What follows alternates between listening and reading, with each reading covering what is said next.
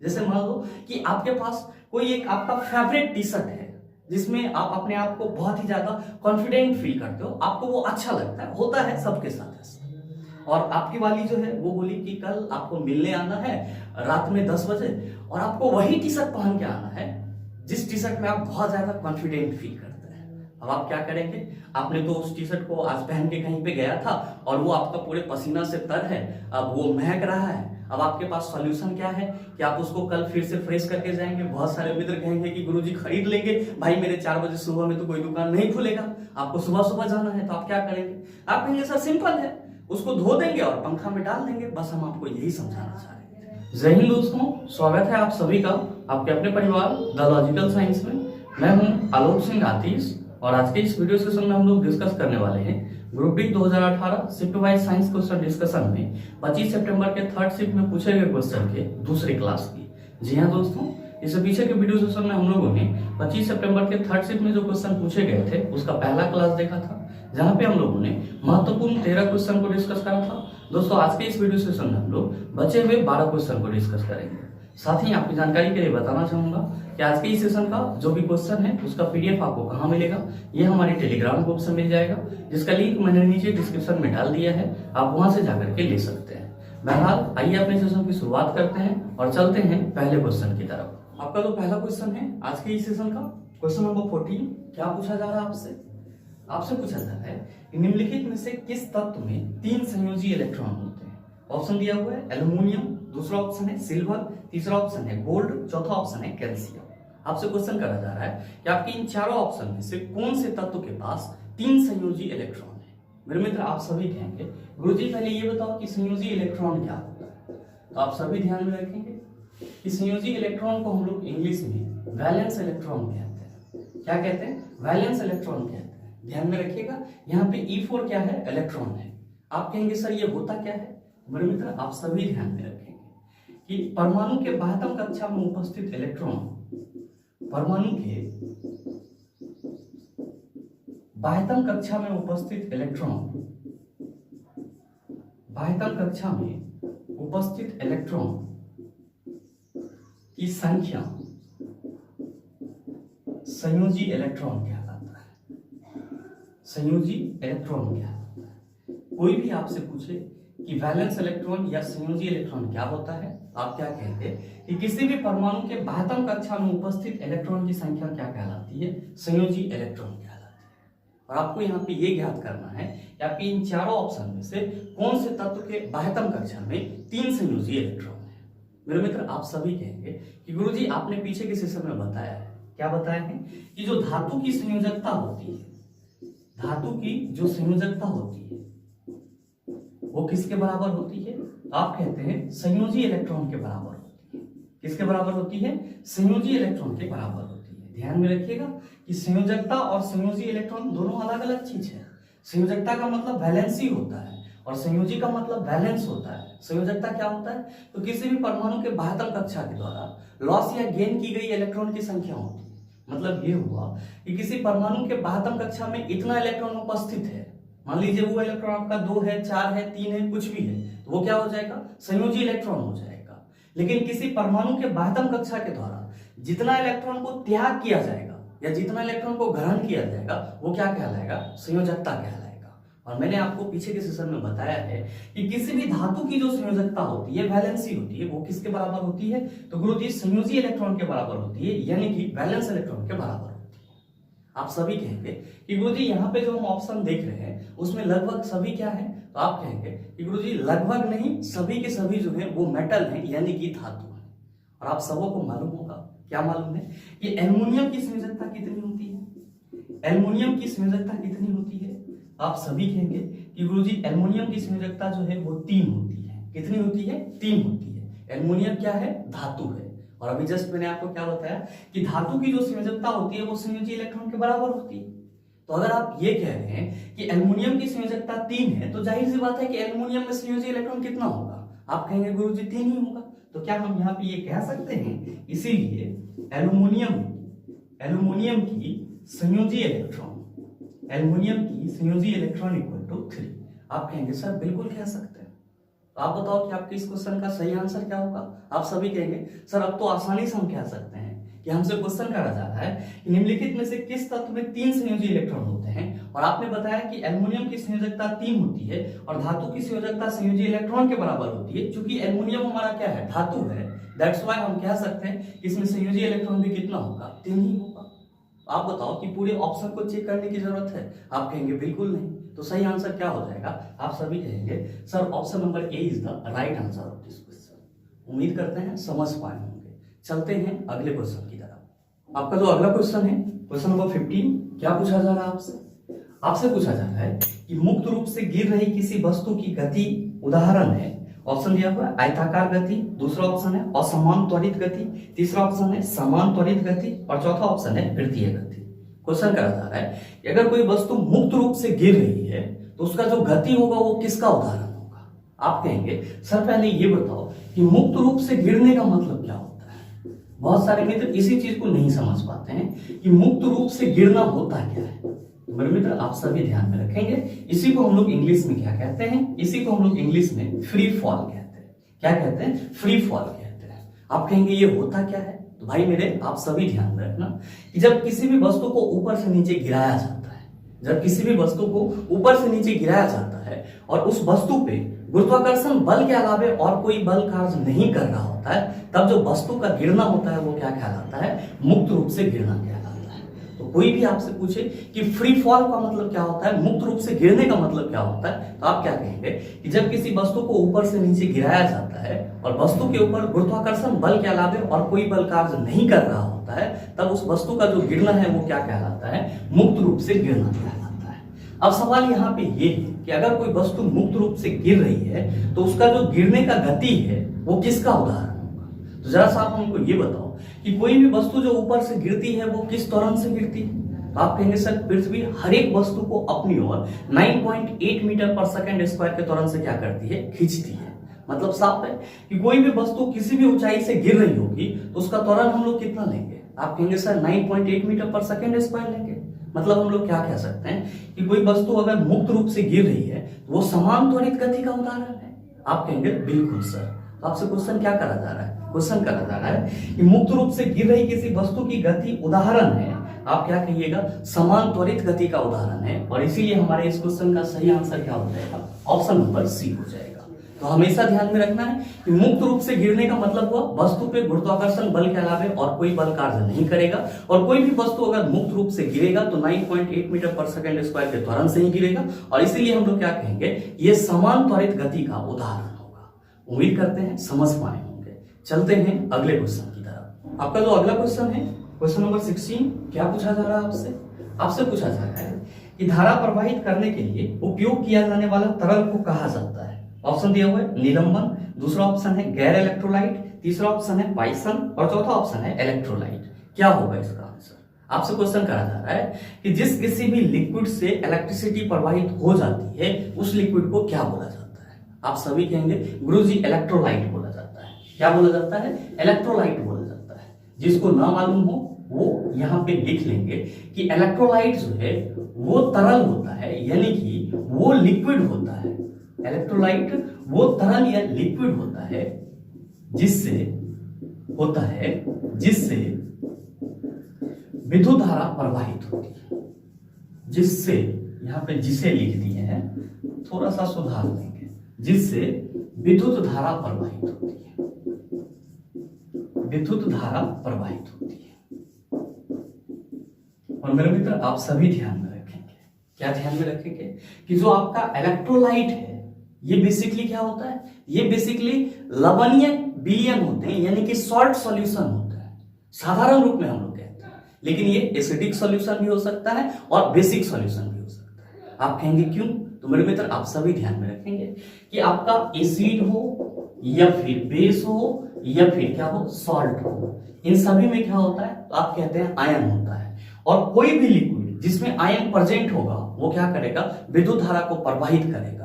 और अगर किसी भी लिक्विड से विद्युत धारा प्रवाहित हो रही है तो उसको क्या बोला जाएगा, इलेक्ट्रोलाइट बोला जाएगा। क्या बोला जाएगा? इलेक्ट्रोलाइट बोला जाएगा। तो आप सभी यहां पे ये भी लिख सकते हैं कि इलेक्ट्रोलाइट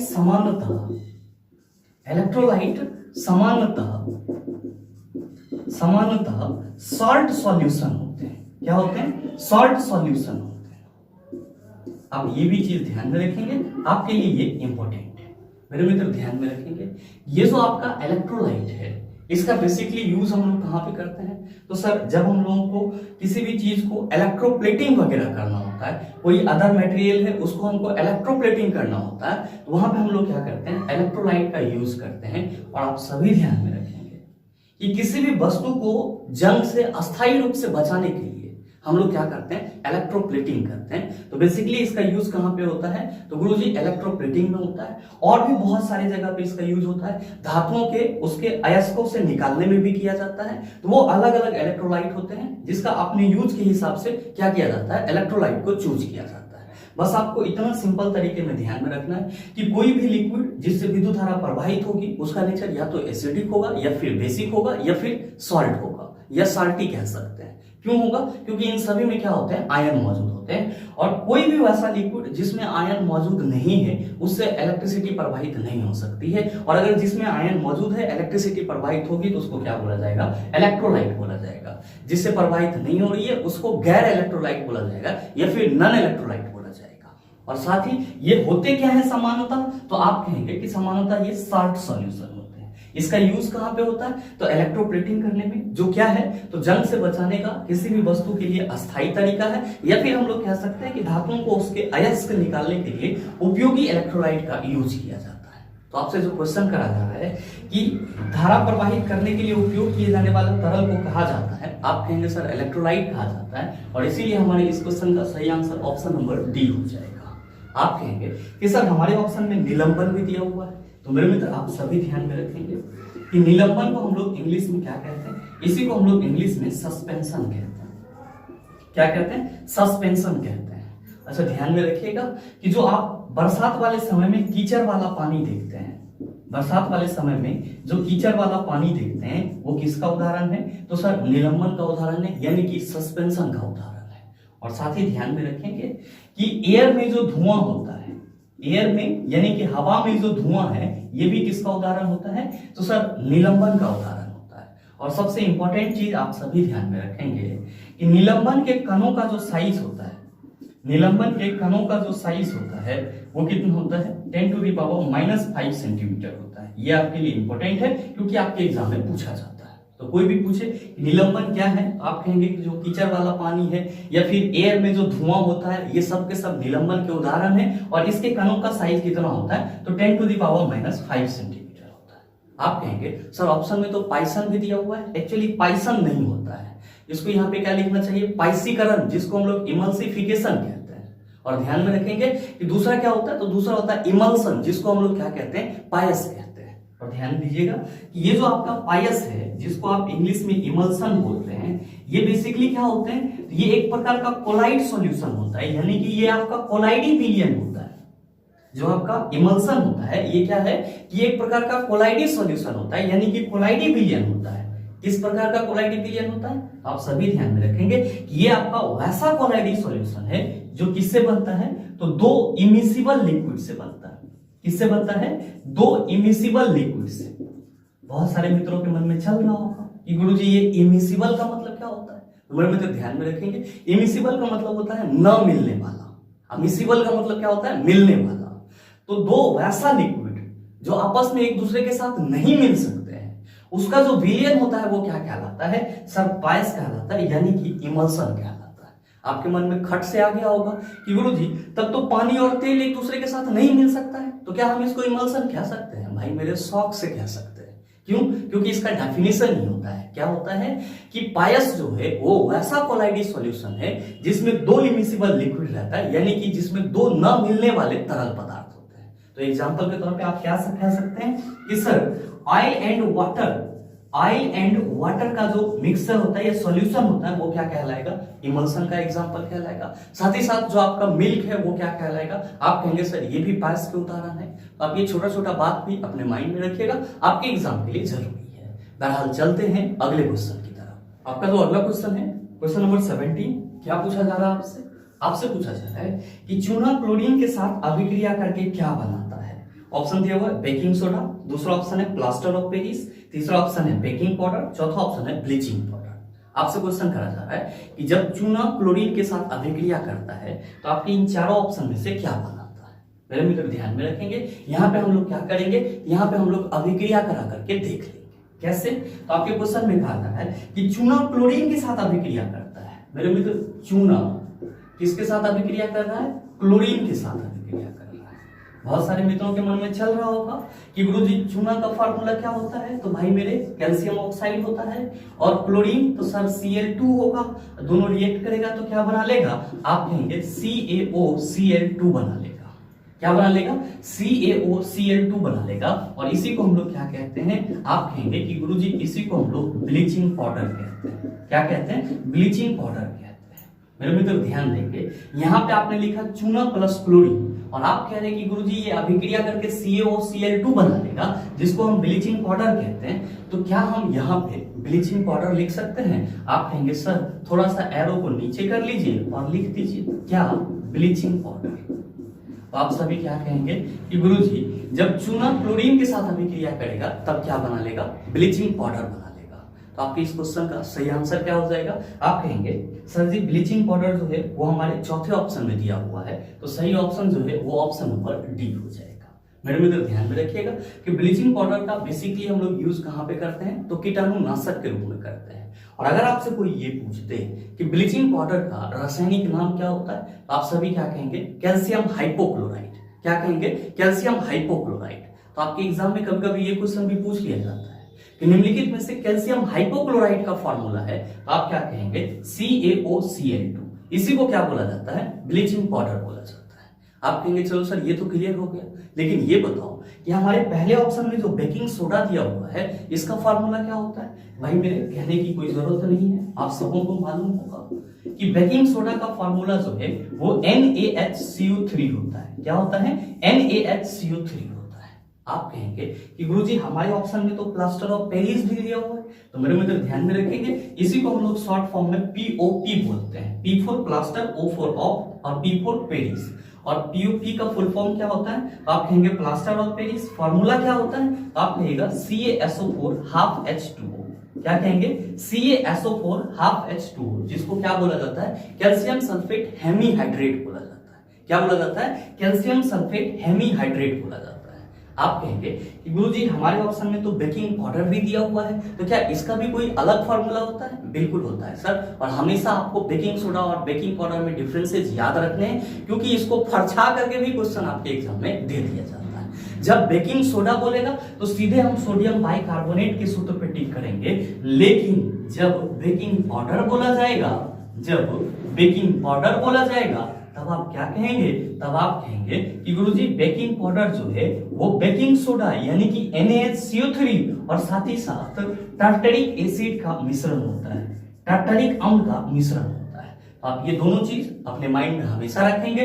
बेकिंग सोडा मतलब NaHCO3, बेकिंग पाउडर मतलब NaHCO3 plus tartaric acid. Question ये भी पूछा जाता है कि बेकिंग पाउडर निम्नलिखित में से किस किस का मिश्रण होता है, और आपके ऑप्शन में sodium bicarbonate plus tartaric acid दिया हुआ रहता है, तो आप इसको बड़े ही शौक से टिक कर देंगे, आपका आंसर सही हो जाएगा। उम्मीद करते हैं समझ पाए होंगे। बहरहाल चलते हैं अगले क्वेश्चन की तरफ। आपका जो अगला क्वेश्चन है, क्वेश्चन नंबर 18, क्या पूछा जा रहा है आपसे, आपसे पूछा जाता है कि निम्नलिखित में से कौन सा कारक वाष्पीकरण की दर को कम करता है।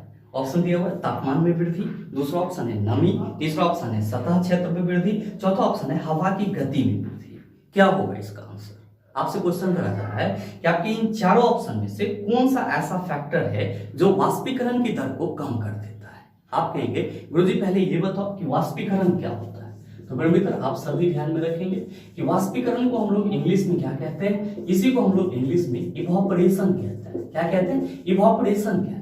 आप कहेंगे ये होता क्या है, तो आप सभी ध्यान में रखेंगे कि इवोपरेशन जो है वो एक सतही घटना है। क्या है, एक सतही घटना है। आप कहेंगे सर क्या इतना क्या देने से काम चलेगा, ना चलेगा तो और सुन लीजिए। आप सभी क्या कहेंगे कि जब जल जो है वो धीरे धीरे वाष्प बन करके ऊपर की ओर जाता है, तो इसी घटना को हम लोग क्या कहते हैं, वाष्पीकरण कहते हैं, या फिर जल का किसी भी तापमान पर वाष्प के रूप में परिवर्तित हो जाना क्या कहलाता है, वाष्पीकरण कहलाता है। ध्यान दीजिएगा, यहाँ पे आपको दो चीज निकल के आया है।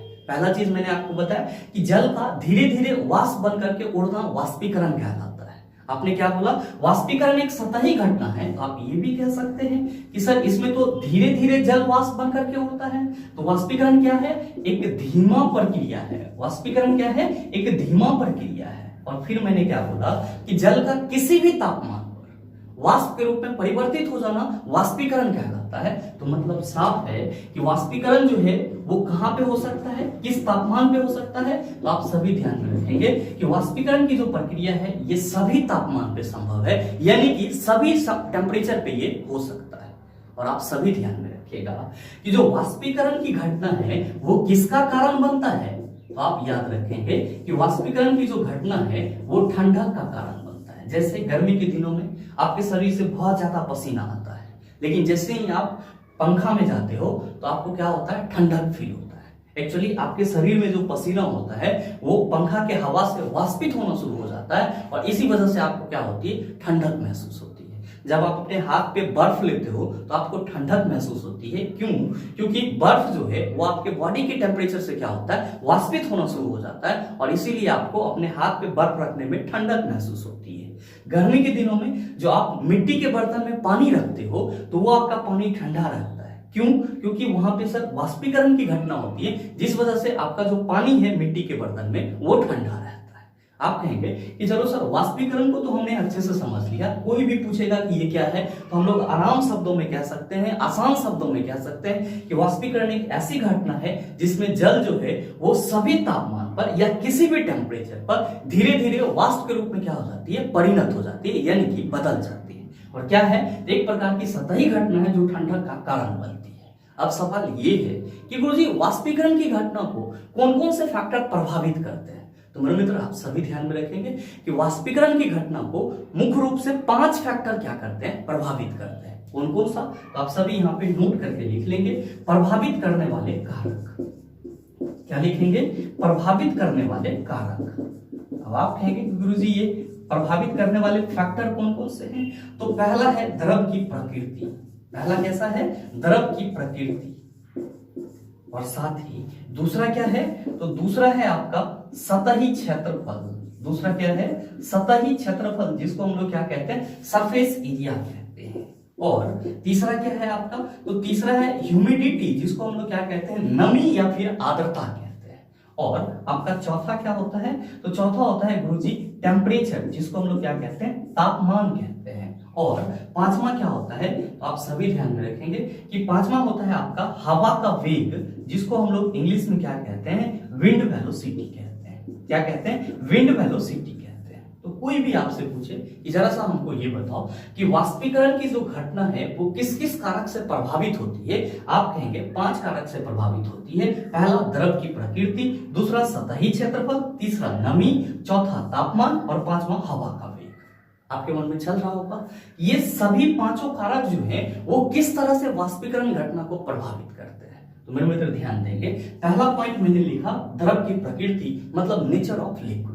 जरा सा आप हमको ये बताओ कि आपके पास 2 लिक्विड है। आपके पास कितने लिक्विड है, 2 लिक्विड है, 2 तरल पदार्थ है। एक का जो बॉइलिंग पॉइंट है वो कम है और एक का बॉइलिंग पॉइंट ज्यादा है। तो दोनों में से पहले कौन वाष्पित होना शुरू होगा। आप कहेंगे कि गुरुजी जिसका बॉइलिंग पॉइंट कम है वो जल्दी वाष्पित होगा, जबकि जिसका बॉइलिंग पॉइंट ज्यादा होगा वो थोड़ा देरी से वाष्पित होगा। वाष्पित तो दोनों होगा, लेकिन क्या होगा सर, थोड़ा सा टाइम लगेगा। तो हो गया ना यहाँ पे नेचर ऑफ लिक्विड की बात। ये लिक्विड जो आपके पास होते हैं सभी का क्या होता है, अलग अलग बॉइलिंग पॉइंट होता है। तो जाहिर सी बात है कि जिस लिक्विड का बॉइलिंग पॉइंट कम होगा वो क्या होगा, तो सर जल्दी से वाष्पित होना शुरू हो जाएगा। और जिस लिक्विड का बॉइलिंग पॉइंट ज्यादा होगा वो थोड़ा देरी से क्या होगा सर, तो वाष्पित होना शुरू होगा। तो आप कहेंगे चलो सर द्रव की प्रकृति तो हमको समझ में आ गई कि जो हमारा लिक्विड होगा उसका बॉइलिंग पॉइंट कैसा है। अगर निम्न है तो वो सर तेजी से वाष्पित होगा, अगर ज्यादा है तो सर वो थोड़ा टाइम लेगा वाष्पित होने में। अब दूसरा है सतही क्षेत्रफल, सरफेस एरिया कैसे वाष्पीकरण की घटना को प्रभावित करती है। तो मेरे मित्र आप सभी ध्यान में रखेंगे, यहाँ पे एक बेटर एग्जांपल है। आप यहाँ पे क्या करो कि एक रुमाल ले लो, ठीक है सर, और एक आप अपना तौलिया ले लो, दोनों को आप भिगा दो। भिगाने के बाद रुमाल को क्या करो सर, आप ऐसे ही निचोड़ करके उसको मतलब कह सकते हो कि मुट्ठी बना करके ऐसे दाब दो और धूप में रख दो। और तौलिया है उसको आप भिंगा करके उसको पूरा फैला करके रख दो। दोनों में से पहले कौन सूखेगा? आप कहेंगे सर कैसी बात कर रहे हैं, रुमाल सूख जाएगा, क्योंकि रुमाल तो छोटा है। गलत सोच रहे हैं सर। पहले कौन सूखेगा? पहले आपका तौलिया सूखेगा। क्यों सूखेगा? क्योंकि आपने वहां पे फैला दिया है तौलिया को, और जैसे ही आपने तौलिया को फैलाया तो तौलिया का जो सरफेस एरिया था, सतही क्षेत्रफल था, वो क्या हो गया? तो सर वो ज्यादा हो गया। जबकि रुमाल का सतही क्षेत्रफल क्या है? तो सर कम हो गया। जब आप कपड़ा सुखाते हैं तो वो एक्चुअली क्या है? तो सर आप कहते हैं कि धूप में रखने के बाद जो कपड़ा में पानी होता है वो वाष्प बन करके ऊपर चला जाता है। यहाँ पे हम लोग एक्सप्लेन भी तो उसी चीज को कर रहे हैं। मतलब साफ है कि अगर सतही क्षेत्रफल ज्यादा होगा, सतही क्षेत्रफल ज्यादा होगा तो वाष्पन की जो घटना होगी या फिर वाष्पीकरण की जो घटना होगी वो तेजी से होगी, और सतही क्षेत्रफल कम होगा तो जो वाष्पीकरण की घटना होगी वो क्या होगी? सर स्लो होगा। तो आप सभी क्या कहेंगे कि वाष्पीकरण की घटना को सतही क्षेत्रफल भी प्रभावित करता है। अगर सतही क्षेत्रफल ज्यादा होगा वाष्पीकरण की घटना तेजी से होगी, सतही क्षेत्रफल कम होगा वाष्पीकरण की घटना क्या होगी? आप कहेंगे धीरे धीरे होगी। आप कहेंगे चलो सर इसको तो हमने समझ लिया, लेकिन ये बताओ कि ये नमी कैसे प्रभावित करता है? तो मेरे मित्र जरा सा आप हमको ये बताओ कि बारिश के दिनों में क्या आपका कपड़ा जल्दी सूख पाता है? आप कहेंगे सर कैसी बात कर रहे हैं, नहीं सूख पाता है। तो मेरे मित्र इसलिए नहीं सूख पाता है क्योंकि बारिश के दिनों में जो एटमॉस्फेयर की आर्द्रता होती है वो ज्यादा होती है, यानी कि जो आपका एटमॉस्फेयर होता है वो नम होता है, टेम्परेचर कम होता है। तो जाहिर सी बात है कि जो आपका नमी है ये क्या कर रहा है? तो वाष्पीकरण की घटना को कम कर दे रहा है, यानी कि वाष्पीकरण रेट को क्या कर देता है सर? कम कर देता है। मतलब साफ है कि जहां पे आपका आर्द्र वायु होगा, नमी वाला वायु होगा, वहां पे जो वाष्पीकरण की दर होगी वो क्या हो जाएगी? कम हो जाएगी। और जहां पे आपका ड्राई एटमॉस्फेयर होगा, यानी कि सूखा वातावरण होगा, वहां पे वाष्पीकरण की घटना क्या होगी? तो गुरुजी तेजी से होगी। तो आप क्या कहेंगे कि गुरुजी द्रव की प्रकृति मतलब बॉइलिंग पॉइंट पे डिपेंड करेगा। सतही क्षेत्रफल बढ़ेगा, वाष्पीकरण की दर भी बढ़ेगी, सतही क्षेत्रफल घटेगा, वाष्पीकरण की दर घटेगी, और आर्द्र वाले वायुमंडल में या फिर नमी वाले वायुमंडल में जो वाष्पीकरण की घटना होगी वो क्या हो जाएगी? कम हो जाएगी। क्यों? क्योंकि वायुमंडल में पहले से ही वाटर का क्या होगा सर? उपस्थिति। आप कहेंगे सर टेम्परेचर कैसे इसको प्रभावित करेगा? तो मेरे मित्र आप सभी ध्यान में रखेंगे कि अगर टेम्परेचर ज्यादा होगा वाष्पीकरण की दर क्या होगी सर? तेजी से होगा, यानी कि वाष्पीकरण दर भी बढ़ जाएगी। जैसे अभी गर्मी का दिन है सर, टेम्परेचर बहुत ज्यादा है तो अभी वाटर का इवोपरेशन क्या होता है? तेजी से होता है। लेकिन ठंड के दिनों में इतना तेजी से वाष्पीकरण की घटना नहीं होती है, और इसीलिए गर्मी के दिनों में आपका कपड़ा जल्दी सूखता है, जबकि ठंड के दिनों में कपड़ा क्या होता है? थोड़ा देरी से सूखता है। सूखता तो ठंड के दिनों में भी है, लेकिन थोड़ा सा देरी से सूखता है। मतलब ये हुआ कि अगर टेम्परेचर बढ़ेगा रेट ऑफ इवोपरेशन बढ़ेगा, टेम्परेचर घटेगा रेट ऑफ इवोपरेशन घटेगा। आप कहेंगे चलो सर इसको भी हमने समझ लिया, बट ये बताओ हवा का वेग कैसे करेगा सर डिपेंड? तो मेरे मित्र आप सभी ध्यान में रखेंगे। यहाँ पे एक छोटा सा एग्जांपल लेते हैं। जैसे मान लो कि आपके पास कोई एक आपका फेवरेट टी शर्ट है जिसमें आप अपने आप को बहुत ही ज्यादा कॉन्फिडेंट फील करते हो, आपको वो अच्छा लगता है, होता है सबके साथ ऐसा। और आपकी वाली जो है वो बोली कि कल आपको मिलने आना है रात में 10 बजे, और आपको वही टी शर्ट पहन के आना है जिस टी शर्ट में आप बहुत ज्यादा कॉन्फिडेंट फील करते हैं। अब आप क्या करेंगे? आपने तो उस टी शर्ट को आज पहन के कहीं पे गया था और वो आपका पूरे पसीना से तर है, अब वो महक रहा है। अब आपके पास सॉल्यूशन क्या है कि आप उसको कल फिर से फ्रेश करके जाएंगे। बहुत सारे मित्र कहेंगे कि गुरुजी खरीद लेंगे, भाई मेरे 4 बजे सुबह में तो कोई दुकान नहीं खुलेगा, आपको सुबह सुबह जाना है। तो आप क्या करेंगे? आप कहेंगे सर सिंपल है, उसको धो देंगे और पंखा में डाल देंगे। बस हम आपको यही समझाना चाह रहे हैं कि धो करके जो आप उसको पंखा में डालेंगे तो उससे क्या होगा? तो सर रात भर में हवा के वेग से जो उस टी शर्ट में पानी होगा वो क्या हो जाएगा? तो सर वाष्पित हो जाएगा। मतलब ये हुआ कि हवा का वेग ज्यादा होगा, वाष्पीकरण की दर भी क्या होगी? ज्यादा होगी। हवा का वेग कम होगा, मतलब वाष्पीकरण की दर भी क्या होगी? कम होगी। तो आप सभी क्या कहेंगे कि विंड वेलोसिटी भी इवोपरेशन के रेट को क्या करती है? प्रभावित करती है। अगर हवा का वेग ज्यादा होगा तो वाष्पीकरण की दर ज्यादा होगी, हवा का वेग कम होगा तो वाष्पीकरण की दर क्या हो जाएगी? गुरुजी कम हो जाएगी। मतलब आप क्या देख रहे हैं? इन पांचों कारक में सिर्फ एक नमी ही ऐसा आपका फैक्टर है जो वाष्पीकरण की दर को क्या कर देता है? कम कर देता है। तो आपसे क्वेश्चन क्या करा जा रहा है? क्वेश्चन करा जा रहा है कि निम्नलिखित में से कौन सा कारक वाष्पीकरण की दर को कम करता है? आप कहेंगे सर नमी। तो सही आंसर क्या हो जाएगा? आप सभी कहेंगे option number B is the right answer of this question. उम्मीद करते हैं समझ पाए होंगे। चलते हैं अगले क्वेश्चन की तरफ। आपका जो अगला क्वेश्चन है क्वेश्चन नंबर 19, बड़ा ही आसान सा सवाल आपसे पूछा जाता है कि किसी दोलक द्वारा एक आयाम पूरा करने में लिया गया समय क्या कहलाता है? ऑप्शन दिया हुआ है आयाम, दूसरा ऑप्शन है आवर्त, तीसरा ऑप्शन है दूरी, चौथा ऑप्शन है आवृत्ति। बताइए ना बनेगा, आसानी से बन जाएगा। क्वेश्चन कहा जा रहा है कि किसी दोलक द्वारा एक आयाम पूरा करने में लिया गया समय क्या कहलाता है। आप कहेंगे गुरुजी ये आयाम क्या होता है। मेरे मित्र आप सभी ध्यान में रखेंगे कि आयाम को हम लोग एम्पलीट्यूड कहते हैं। क्या कहते हैं? एम्पलीट्यूड कहते हैं। और आप सभी ध्यान में रखेंगे कि दोलन करने वाले वस्तु के द्वारा अपने माध्य स्थिति से जो महत्तम विस्थापन तय की जाती है उसी को क्या बोला जाता है? आयाम यानी कि एम्पलीट्यूड बोला जाता है। आप कहेंगे कैसे? मान लीजिए कि ये आपका कोई सरल लोलक है, यह भी क्या है, तो आप कहेंगे कि गुरुजी ये तो मीन पोजीशन में है, यानी कि ये जो है अपने माध्य स्थिति में है। अच्छा, ये जब दोलित होगा तो क्या होगा? तो आप कहेंगे कि गुरुजी संभव है कि ये यहाँ आ सकता है और ये संभव है कि फिर सर ये यहाँ आ सकता है। इसके माध्य स्थिति से जो महत्तम विस्थापन होगा, उसी को क्या बोला जाएगा? आयाम बोला जाएगा। और ध्यान में रखिएगा कि माध्य स्थिति से महत्तम विस्थापन को पूरा करने में इसको जितना समय लगेगा उसको क्या बोला जाएगा? आप कहेंगे टाइम पीरियड बोला जाएगा, यानी कि आवर्त काल बोला जाएगा। क्या बोला जाएगा? आप कहेंगे टाइम पीरियड बोला जाएगा, यानी कि आवर्त काल बोला जाएगा। मतलब सिंपल है कि किसी भी दोलन करने वाली वस्तु के द्वारा महत्तम विस्थापन को तय करने में जितना समय लगेगा वही क्या कहलाएगा? आवर्त काल कहलाएगा। और अगर महत्तम विस्थापन तय हो रही है तो वो दोलन करने वाली वस्तु के लिए क्या होगा? आप कहेंगे आयाम होगा।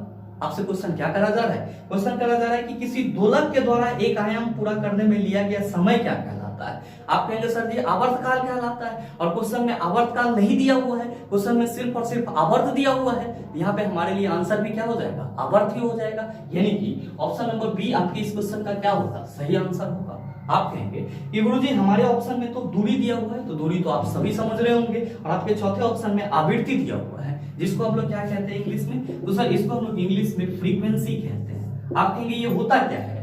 तो किसी भी दोलन करने वाली वस्तु के द्वारा एक सेकेंड में जितनी कंपन पूरा की जाती है उसी को फ्रीक्वेंसी या फिर आवृत्ति बोला जाता है। सिंपल रूप में आवृत्ति का मतलब होता है रिपीटेशन, यानी कि कोई भी दोलन करने वाली वस्तु अपने गति को कितना बार रिपीट कर रही है। और इसको हम लोग साइंटिफिकली कैसे डिफाइन करते हैं? तो हम सभी कहते हैं कि किसी भी दोलन करने वाली वस्तु के द्वारा एक सेकंड में जितना कंपन पूरा किया जाता है that's are called their frequency. वही क्या कहलाती है? उसकी आवृत्ति कहलाती है। उम्मीद करते हैं समझ पाए होंगे। चलते हैं अगले क्वेश्चन की तरफ। आपका जो अगला क्वेश्चन है क्वेश्चन नंबर 20, क्या पूछा जा रहा है आपसे? आपसे पूछा जा रहा है कि यदि कोई वस्तु 1 न्यूटन का बल लगाकर निर्दिष्ट दिशा में 1 मीटर की दूरी तय करती है तो किया गया कार्य होगा 1 न्यूटन, दूसरा ऑप्शन है 1 जूल, तीसरा ऑप्शन है 1 किलोवाट और चौथा ऑप्शन है 1 ओम। क्या होगा इसका आंसर? आपसे क्वेश्चन करा जा रहा है कि यदि कोई वस्तु 1 न्यूटन का बल लगाकर निर्दिष्ट दिशा में 1 मीटर की दूरी तय करती है तो किया गया कार्य कितना होगा? कार्य का यूनिट क्या होता है? जूल होता है। और आप सभी क्या कहेंगे कि गुरुजी W इक्वल टू फॉर्मूला होता है Fs, यानी कि बल गुना विस्थापन क्या कहलाता है? आप कहते हैं कार्य कहलाता है। ध्यान दीजिएगा कि अगर किसी वस्तु पर 1 न्यूटन का बल लगाया जाए और वस्तु 1 मीटर विस्थापित हो जाए तो किया गया कार्य कितना होगा? आप कहेंगे कि गुरुजी अगर हम लोग यहाँ पे बल के जगह क्या रखें? 1 न्यूटन रखें और विस्थापन के जगह क्या रखें? 1 मीटर रखें, तो हम क्या कहेंगे? गुरुजी जो हमारा किया गया कार्य होगा वो 1 जूल होगा, और 1 जूल इक्वल टू कितने के बराबर होता है? तो सर 1 न्यूटन मीटर के बराबर होता है। कितने के बराबर होता है? 1 न्यूटन मीटर के बराबर होता है। तो आप बताओ सही आंसर क्या हो जाएगा? आप कहेंगे option number B is the right answer of this question. आप में से बहुत सारे मित्र सोच रहे होंगे कि गुरुजी हमारे पहले ऑप्शन में तो 1 न्यूटन दिया हुआ है। तो भाई मेरे आप सबों को मालूम है कि अगर कोई वस्तु जो कि आपका 1 केजी का है और आप उस पे इतना बल लगाओ कि उसमें 1 मीटर पर सेकेंड स्क्वायर का त्वरण उत्पन्न हो जाए तो आप क्या कहोगे कि गुरुजी उस पे जो हम बल लगा रहे हैं वो कितना है? हमारा 1 न्यूटन है। क्यों? क्योंकि sir F equal to formula होता है ma। तो किसी 1 केजी के वस्तु पे इतना बल लगाया जाए कि वस्तु में 1 मीटर पर सेकेंड स्क्वायर का त्वरण उत्पन्न हो जाए, तब जो वहां पे बल होगा वो क्या होगा? आप कहेंगे 1 न्यूटन होगा। मतलब साफ है कि 1 न्यूटन इक्वल टू क्या हो जाएगा? आप कहेंगे कि गुरुजी 1 न्यूटन इक्वल टू हो जाएगा 1 केजी मीटर पर सेकेंड स्क्वायर। क्या हो जाएगा? 1 केजी मीटर पर सेकेंड स्क्वायर। आप कहेंगे कि सर जी हमारे ऑप्शन में 1 किलोवाट है। तो मेरे मित्र आप सभी ध्यान में रखेंगे 1 किलोवाट में कितना वाट होता है? आप कहेंगे कि गुरुजी 1 किलोवाट में जो है 1 किलोवाट में जो है 1000 वाट होता है। कितना वाट होता है? 1000 वाट होता है। आप कहेंगे कि सर जी हमारे ऑप्शन में तो 1 ओम भी दिया हुआ है, तो 1 ओम इक्वल टू क्या लिखेंगे? जरा सा आप हमको ये बताओ कि 1 ओम यहाँ पे लिखा हुआ है, तो ओम किसका यूनिट होता है? आप कहते हैं प्रतिरोध का। और आप सभी क्या जानते हैं कि गुरुजी V इक्वल टू होता है IR। V इक्वल टू क्या होता है IR, तो R इक्वल टू क्या हो जाएगा V बटा I। ध्यान देंगे कि यहाँ पे V क्या है विभवांतर, यूनिट क्या होता है वोल्ट, और I क्या है धारा, इसका यूनिट क्या होता है एम्पियर। क्या होता है एम्पियर। तो हम लोग क्या कह सकते हैं कि 1 ओम इक्वल टू हो जाएगा 1 वोल्ट पर एम्पियर। क्या हो जाएगा 1 वोल्ट पर एम्पियर। तो आप सभी क्या कहेंगे कि गुरुजी 1 ओम इक्वल टू हो जाएगा 1 वोल्ट पर एम्पियर, 1 जूल इक्वल टू हो जाएगा 1 न्यूटन मीटर, और 1 न्यूटन इक्वल टू हो जाएगा 1 केजी मीटर पर सेकेंड स्क्वायर। उम्मीद करते हैं समझ पाए होंगे। चलते हैं अगले क्वेश्चन की तरफ। आपका जो अगला क्वेश्चन है क्वेश्चन नंबर 21, बड़ा ही आसान सा सवाल। आपसे पूछा जा रहा है निम्नलिखित में से कौन सी निष्क्रिय गैस के बाहरी कक्षा में केवल 2 इलेक्ट्रॉन होते हैं। ऑप्शन दिया हुआ है हीलियम, दूसरा ऑप्शन है आर्गन, तीसरा ऑप्शन है नियॉन, चौथा ऑप्शन है क्रिप्टन। बताइए ना बनेगा। आप क्या कहेंगे कि गुरुजी हमारे पास जितने भी अक्रिय गैस है उसमें हीलियम को छोड़ करके बाकी सभी अक्रिय गैस के बाह्यतम कक्षा में 8 इलेक्ट्रॉन होते हैं, जबकि हीलियम के बाह्यतम कक्षा में कितना इलेक्ट्रॉन होता है। आप कहते हैं 2 इलेक्ट्रॉन होता है। क्वेश्चन भी आपसे वही करा जा रहा है, तो सही आंसर क्या होगा। आप कहेंगे sir option number A is the right answer of this question. उम्मीद करते हैं समझ पाए होंगे। चलते हैं अगले क्वेश्चन की तरफ। आपका जो अगला क्वेश्चन है क्वेश्चन नंबर 22, आपसे करा जा रहा है कि फुलरिन डैश का एक अपरूप है। आप कहेंगे सर पीछे के सेशन में बताया है ये कार्बन का अपरूप है। कार्बन के मूल रूप से 3 अपरूप होते हैं, डायमंड, ग्रेफाइट और फुलरिन। तो सही आंसर क्या होगा सर जी। आप कहेंगे option number D is the right answer of this question. बहरहाल चलते हैं अगले क्वेश्चन की तरफ। आपका जो अगला क्वेश्चन है क्वेश्चन नंबर 23, बड़ा ही आसान सा सवाल। ये भी आपसे कहा जा रहा है कि दाब का SI मात्रक है। बताइए पीछे के सेशन में बताया है या नहीं बताया है। आप सभी कहेंगे सर हमको तो याद है दाब का SI मात्रक पास्कल होता है। तो सही आंसर क्या होगा। आप कहेंगे सर पहले ऑप्शन में पास्कल दिया हुआ है, तो सही answer sir option number A हो जाएगा। बहुत सारे मित्रों के मन में चल रहा होगा कि गुरुजी दूसरे ऑप्शन में केजी मीटर पर सेकंड दिया हुआ है। तो भाई मैंने आपको ये भी बताया है कि जब हम लोग संवेग की बात करते हैं तो संवेग इक्वल टू फॉर्मूला क्या लिखते हैं। आप कहते हैं m इंटू वी लिखते हैं। m की जगह क्या लिखेंगे केजी, मास का यूनिट केजी, और वेलोसिटी का यूनिट हम लोग क्या लेते हैं मीटर पर सेकंड। तो केजी मीटर पर सेकंड किसका यूनिट है। आप कहेंगे सर संवेग का। आप कहेंगे सर दूसरे ऑप्शन में डाइन लिखा हुआ है और नेक्स्ट ऑप्शन में हमारा न्यूटन लिखा हुआ है। तो डाइन जो है वो बल का सीजीएस यूनिट है, जबकि न्यूटन जो है वो बल का क्या है एसआई यूनिट है। उम्मीद करते हैं समझ पाए होंगे। चलते हैं अगले क्वेश्चन की तरफ। आपका जो अगला क्वेश्चन है क्वेश्चन नंबर 24, क्या पूछा जा रहा है आपसे पूछा जा रहा है कि एक वस्तु 4 सेकंड में 23 मीटर और फिर 2 सेकंड में अगले 15 मीटर की दूरी तय करती है। वस्तु की औसत चाल कितनी है। बताइए ना बनेगा। आप कहेंगे सर आसानी से बना लेंगे। तो सही आंसर क्या होगा नीचे आप सभी कमेंट करके जरूर बताइएगा, आपके कमेंट का इंतजार रहेगा। बहरहाल चलते हैं अगले क्वेश्चन की तरफ। आपका जो अगला क्वेश्चन है क्वेश्चन नंबर 25, क्या पूछा जा रहा है आपसे पूछा जा रहा है कि कॉपर सल्फेट के विलयन में जिंक मिलाने पर पानी का निर्माण होता है, जिंक सल्फेट बनता है, जिंक ऑक्साइड का निर्माण होता है, कोई अभिक्रिया नहीं होती। क्वेश्चन करा जा रहा है कि कॉपर सल्फेट के विलयन में अगर जिंक मिला दिया जाए तो क्या होगा, किसका निर्माण होगा। आप क्या कहेंगे कि गुरुजी साफ है, यहाँ पे क्या साफ है कि कॉपर सल्फेट की अभिक्रिया जब जिंक के साथ कराई जाएगी तो किस चीज का निर्माण होगा। ध्यान दीजिएगा, कॉपर सल्फेट के लिए फॉर्मूला CuSO4 लिखेंगे और जिंक के साथ कराई जाएगी तो प्लस हम लोग Zn लिखेंगे। आप क्या कहेंगे कि गुरुजी हम सबों को मालूम है कि जो जिंक है वो कॉपर से बहुत ही ज्यादा रिएक्टिव होता है, या हम कह सकते हैं कि zinc is more reactive than the copper. Zinc की जो रिएक्टिविटी होती है वो कॉपर से क्या होती है, ज्यादा होती है। और जब कॉपर से जिंक की रिएक्टिविटी ज्यादा है तो जाहिर सी बात है कि कॉपर सल्फेट से जिंक क्या करेगा, कॉपर को विस्थापित कर देगा और खुद किसके साथ जुड़ जाएगा, सल्फेट के साथ जुड़ जाएगा और क्या बना लेगा, ZnSO4 जिंक सल्फेट बना लेगा और क्या अलग हो जाएगा, कॉपर अलग हो जाएगा। तो आपसे जो क्वेश्चन करा जा रहा है कि कॉपर सल्फेट के विलयन में जब जिंक मिलाया जाएगा तो क्या बनेगा, आप कहेंगे जिंक सल्फेट का निर्माण। तो आपके इस क्वेश्चन का सही आंसर क्या हो जाएगा। आप कहेंगे कि सर हमारे ऑप्शन बी में जिंक सल्फेट बनता है लिखा हुआ है और इसीलिए हमारे इस क्वेश्चन का सही आंसर ऑप्शन नंबर बी हो जाएगा। मेरे मित्र ध्यान दीजिएगा, अगर आपसे क्वेश्चन यहाँ पे ये पूछ लिया जाता कि कॉपर सल्फेट और जिंक के बीच अभिक्रिया होने के उपरांत जिंक सल्फेट बनता है तो ये अभिक्रिया कौन सी अभिक्रिया का उदाहरण है, तब आप सभी क्या कहते हैं, आप सभी कहते हैं कि गुरुजी आपने पीछे के सेशन में बताया है कि जब किसी मोर रिएक्टिव एलिमेंट के द्वारा जब किसी मोर रिएक्टिव एलिमेंट के द्वारा किसी यौगिक से लेस रिएक्टिव एलिमेंट को हटा करके उसका जगह मोर रिएक्टिव एलिमेंट ले लेता है, तो सर इस टाइप का जो अभिक्रिया होता है इसको हम लोग डिस्प्लेसमेंट रिएक्शन कहते हैं, यानी कि विस्थापन अभिक्रिया कहते हैं। और मेरे मित्र सेम चीज आपके इस क्वेश्चन में हो रहा है कि जो जिंक है ये कॉपर से ज्यादा रिएक्टिव है, ये क्या कर रहा है, तो कॉपर को कॉपर सल्फेट से विस्थापित करके खुद सल्फेट के साथ जुट करके जिंक सल्फेट बना ले रहा है और कॉपर को अलग थलग कर दे रहा है। मतलब क्या हो रहा है सर यहाँ पे, तो सर यहाँ पे विस्थापन अभिक्रिया हो रहा है। कौन सा अभिक्रिया हो रहा है, विस्थापन अभिक्रिया हो रहा है, जिसको हम लोग क्या कहते हैं गुरुजी, इंग्लिश में डिस्प्लेसमेंट रिएक्शन कहते हैं या फिर सब्स्टिट्यूशन रिएक्शन कहते हैं, हिंदी में विस्थापन अभिक्रिया या फिर प्रतिस्थापन अभिक्रिया कहते हैं। मेरे मित्र उम्मीद करते हैं यहाँ तक के जितने भी क्वेश्चन थे उन सभी को आप आसानी से समझ पाए होंगे। अब इस टाइप का प्रश्न अगर आपको दोबारा दे दिया जाए तो मेरे ख्याल से आप उसका जवाब भी 100% दे सकते हैं। साथ ही उम्मीद करते हैं ये वीडियो आपको अच्छा लगा होगा। अगर आपको वीडियो अच्छा लगा तो वीडियो को लाइक कीजिएगा, ज्यादा से ज्यादा शेयर कीजिएगा और हाँ, अगर आप चैनल पर नए हैं तो सब्सक्राइब करके बेल आइकन दबा लीजिएगा ताकि इस तरह के एग्जाम रिलेटेड वीडियो का नोटिफिकेशन सबसे पहले आपके पास पहुंचे और आप उसको सबसे पहले देख पाओ। मिलते हैं फिर अगले सेशन में, तब तक के लिए best of luck, thank you, have a nice day.